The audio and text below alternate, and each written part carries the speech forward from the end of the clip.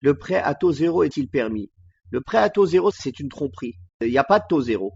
Il y a quelqu'un qui paye les frais, mais c'est pas vous.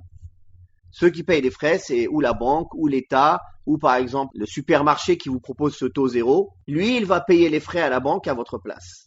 Donc, en réalité, vous êtes en train de l'aider à faire du riba. Ça, c'est interdit, même si c'est à taux zéro. Parce que quand vous souscrivez à un financement, même à taux zéro, vous acceptez des conditions dans lesquelles il y a riba.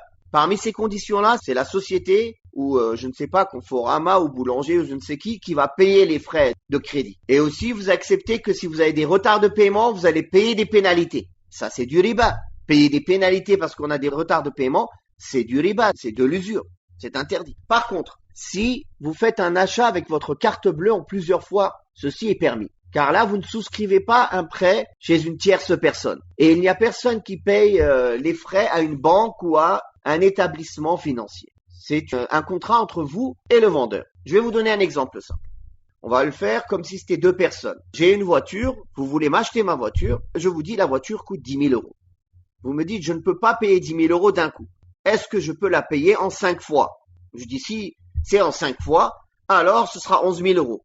Et vous me donnez par exemple 11 000 euros en 5 fois. Ceci est licite. Ceci n'est pas du riba. Même si le prix est devenu plus cher à cause du fait que vous le payez en plusieurs fois.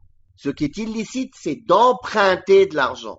Qui est une tierce personne, une troisième partie qui vient se mêler de la vente, un organisme financier, et on fait un prêt auprès de lui. Là, vous n'avez contracté aucun prêt. Vous m'avez pas pris de prêt chez moi. Vous me payez en plusieurs fois. Est-ce que c'est clair? Donc, pareil pour la carte bleue. Si on a une carte bleue, il y a une société qui propose de nous retirer sur notre carte bleue en 5 mois, sans passer par un organisme financier.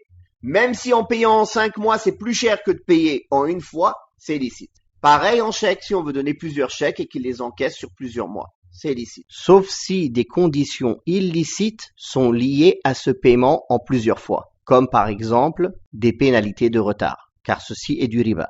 Par contre, allez signer un contrat, un financement, ça c'est illicite. Même si c'est à taux zéro.